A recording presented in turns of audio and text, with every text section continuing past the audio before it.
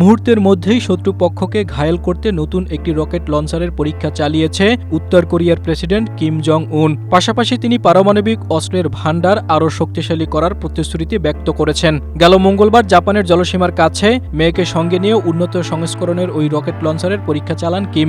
এ সময় তিনি দাবি করেন, রকেট লঞ্চারটি শত্রুদের উপর ভয়াবহ মানসিক যন্ত্রণা তৈরি করতে সক্ষম। কিম বলেন, পারমাণবিক যুদ্ধের বিরুদ্ধে প্রতিরোধী এই অস্ত্র তৈরি করা বিজ্ঞানীদের জন্য মোটেও সহজ ছিল না, কিন্তু তারা অসম্ভবকে সম্ভব করেছে। এর ফলে যারা উত্তর কোরিয়ার দিকে আঙুল তুলতে চায় তারা এখন একাধিকবার চিন্তা করবে। সংবাদ মাধ্যমের প্রতিবেদনে বলা হয়েছে, উত্তর কোরিয়ার তৈরি নতুন অস্ত্রটি সম্ভবত KN-25 এর একটি সংস্করণ, যা 600 মিলিমিটার ক্যালিবারের একটি মাল্টিপল রকেট লঞ্চার প্রযুক্তি। মূলত পিয়ংইয়ং এর মিত্রদেশ রাশিয়া ও ইরানের কাছে থাকা এই অস্ত্রের আধুনিক সংস্করণ তৈরি করেছে উত্তর কোরিয়া।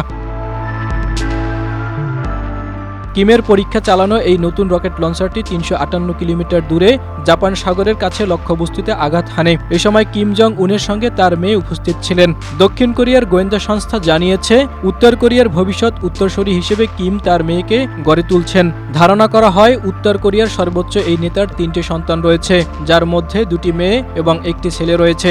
তবে এদের মধ্যে শুধু মেজ মেয়ের নামই প্রকাশ করেছে কিম।